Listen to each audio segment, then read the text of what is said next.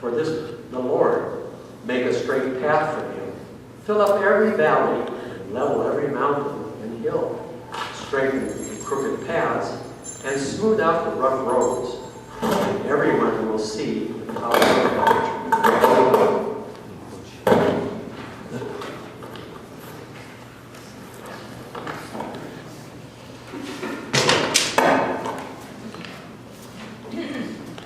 I have problems.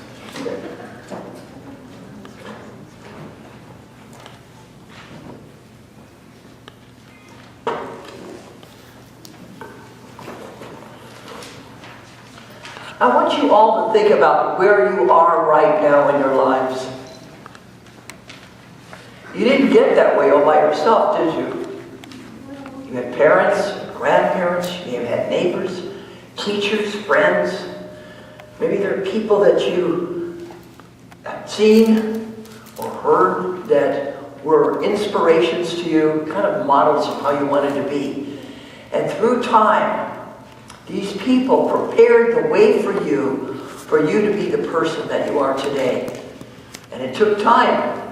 And we've had a lot of influences, hopefully positive influences on our lives, so that we can be the kind of people that God has called us to be.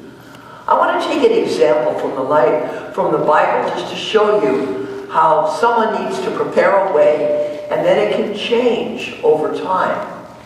For example, way back in human history, when someone had done you wrong or had hurt or killed a person of your family, there was a practice that was known as blood vengeance. I think some of you have heard of that.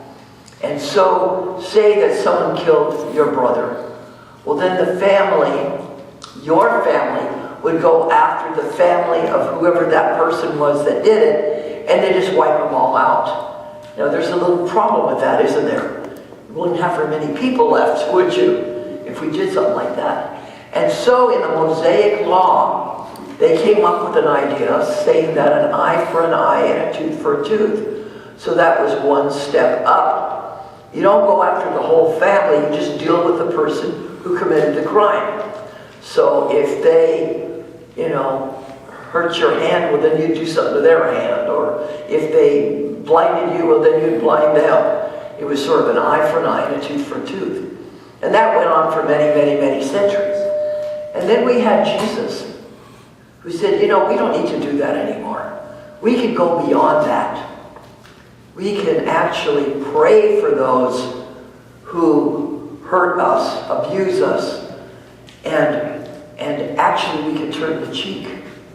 And I know even today people go, oh, that's just too radical. That's too far out there. I can't do that. Well, I think Jesus showed us through Gandhi and through Martin Luther King Jr. Yes, you can do that. And you know what? It's really powerful.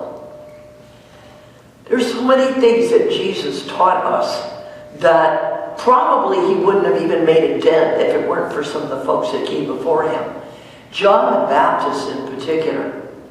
John the Baptist was really different than the other folks. He didn't live in the big bad city. He sort of lived off the land. Maybe he was a first century hippie. Maybe that's the way you would describe him. He wore just simple clothing and ate whatever was there.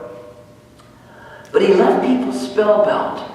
And the thing is, what he was trying to teach people is that religion is more than just outward behavior in terms of going to the temple or the synagogue or fasting and praying certain times of the day or trying to at least let people think that you are very religious. And then you can just go off and do your mighty little thing and hurt people. John was trying to tell people that your behavior toward others is very important. And so what he was trying to get people to do was to acknowledge that what they had been doing in the past was not working for them. They were hurting other people. They were hurting themselves. And so he asked them to turn away from their sins to admit them, to say they were sorry, and then to actually turn around their lives and change them. And the symbolism that he used, of course, was baptism.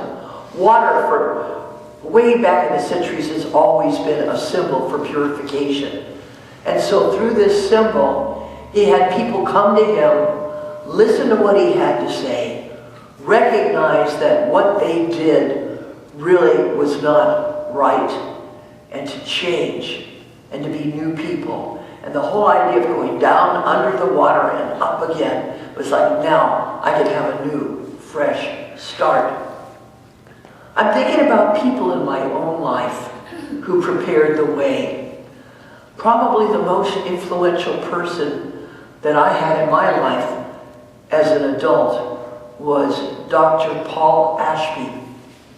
Dr. Ashby was about so high, I could probably blow him over. Wasn't a very big person. His father was a Presbyterian minister in the state of Washington. And Dr. Ashby was a person of great faith, kind of quiet-spoken. You had to really listen carefully to hear what he had to say.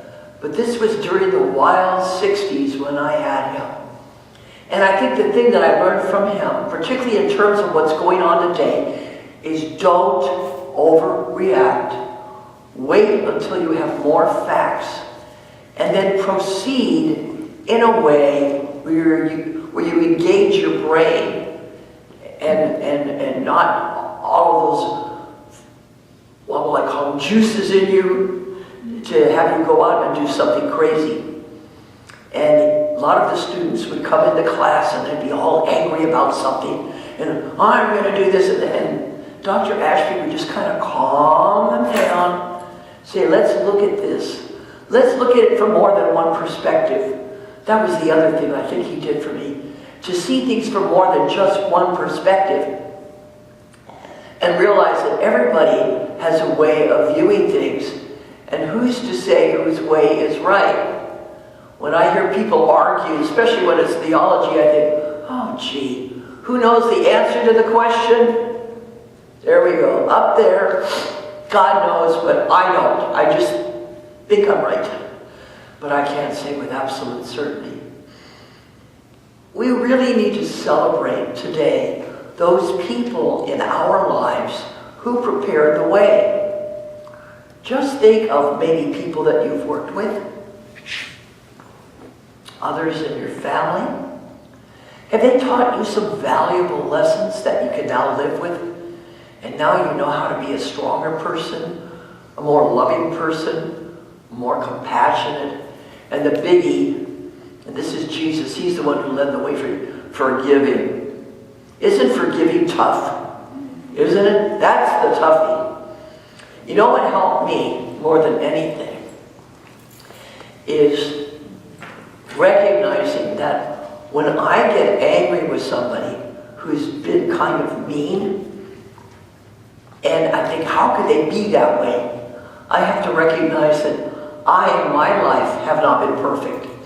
I have also probably said or done things that also have been hurtful.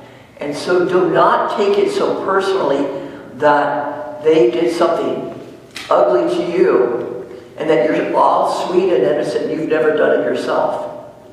We're all people in process, aren't we?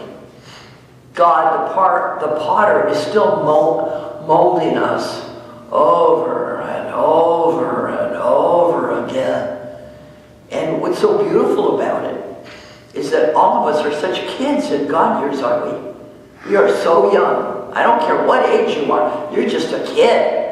And so God is still working and molding and remolding and sculpting and doing all these things so that each time we learn from our experiences, we get it a little more right, don't we? A little more. And if we make a mistake, oh well, don't we all make mistakes? Right? We all make mistakes. That's okay. The important thing is to admit it and to say, I've learned something from this. Now the next time, hopefully, I'm in a situation, I can change. I can grow. So again, on this day, let us truly thank all of those in our lives, whether they're still alive with us today or they're people that came before us, like the saints that we honor on All Saints Sunday, that they helped us be who we are today and will influence us into the future. Amen. Amen. Today's the first Sunday, right?